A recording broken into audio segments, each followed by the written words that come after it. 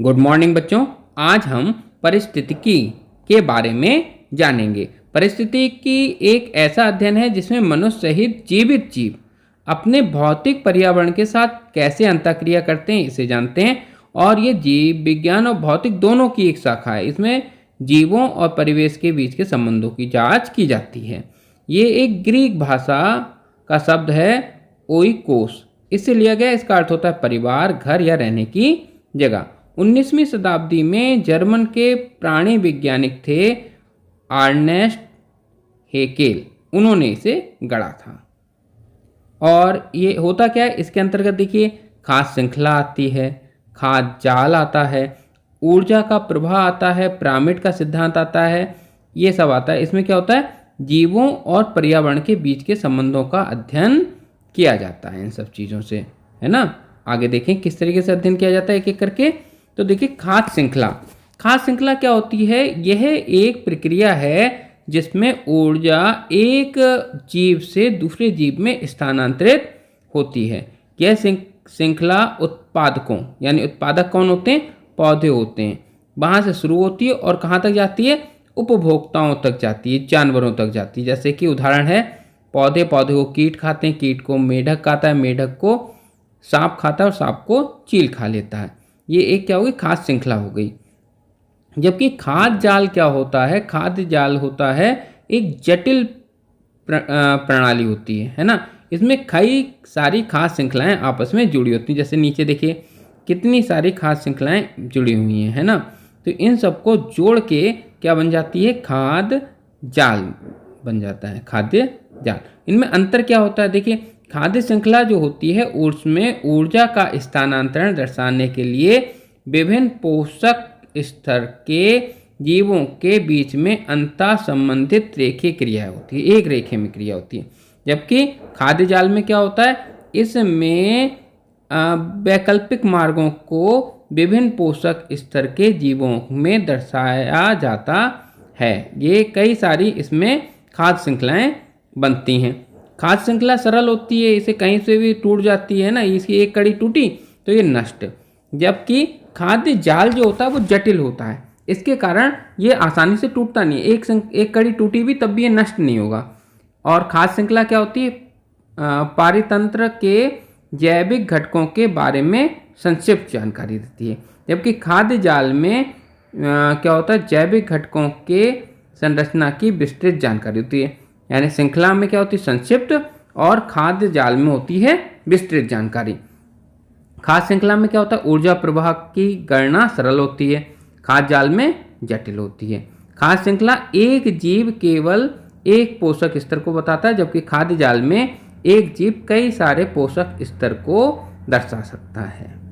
अब देखिए ऊर्जा का प्रवाह क्या होता है। देखिए क्या होता है, पारिस्थितिकी तंत्र में ऊर्जा का प्रवाह जीवित चीजों के मध्य में ऊर्जा के प्रवाह होता रहता है ना। किस तरह से प्रवाह होता है, और ये कैसा होता है, यह एक दिशीय होता है, एक दिशा में चलता है, वापस नहीं होता, एक दिशा में चलेगा और खाद्य श्रृंखला का निर्माण करता है। ऊर्जा का प्रवाह इस प्रकार होता है कि सूरज का प्रकाश किसे मिलता है, हरे पौधों को। हरे पौधे प्रकाश संश्लेषण से ये जो होता है इसे रासायनिक ऊर्जा में बदल देता है। और ये रासायनिक ऊर्जा जो होती है ये संचित किस में हो जाती है, भोजन के रूप में। और भोजन जो प्रथम उपभोक्ता होता है वो इसे शाकाहारी जो पशु होते हैं वो इसे खा लेते हैं। अब वो खा के ऊर्जा कहाँ पहुँच गई, अब वो शाकाहारी जो पशु थे उनमें पहुँच गई। अब शाकाहारी पशुओं को मांसाहारी पशु खा लेता है तो ऊर्जा का प्रवाह कहाँ चला गया, मांसाहारी प्रवाह उसमें चला गया। इस तरीके से जैसे जैसे आगे ये ऊर्जा का प्रवाह बढ़ता रहता है। और खाद्य पिरामिड, देखिए खाद्य श्रृंखला पिरामिड भी उसी तरीके से होता है। इसमें क्या होता है, पिरामिड के आधार में उत्पादक होते हैं, है ना। सबसे नीचे कौन होगा, उत्पादक, जो अकार्बनिक पदार्थों से अपना भोजन बनाते हैं। फिर क्या होता है, पिरामिड के अन्य सभी जीव उपभोक्ता होते हैं, है ना। प्रत्येक स्तर में उपभोक्ता नीचे वाले स्तर को खाता है और खुद ऊपर वाले स्तर से खाया जाता है। जैसे देखिए नीचे के अपने पेड़ बने, पेड़ों को गिलहरी, तितली और टिड्डा ये खाते हैं। ये किसके द्वारा खाए जाते हैं, मेढक, मकड़ी द्वारा जो खाए जाते हैं इससे, और ये सांप के द्वारा खाए जाते हैं। तो इस तरीके से चलता है। ऊपर वाले नीचे वाले को खाते हैं और खुद ऊपर वाले जीवों के द्वारा खाए जाते हैं। ये एक खाद्य श्रृंखला पिरामिड होता है ना। और ये कितने प्रकार के होते हैं? 3 प्रकार के होते हैं। पहला होता है जीव संख्या के आधार पर, जीव भार के आधार पर और ऊर्जा के पिरामिड। ये 3 तरीके के खाद्य श्रृंखला पिरामिड होते हैं। चलिए एक एक करके इनको जानते हैं। सबसे पहले जीव संख्या का पिरामिड।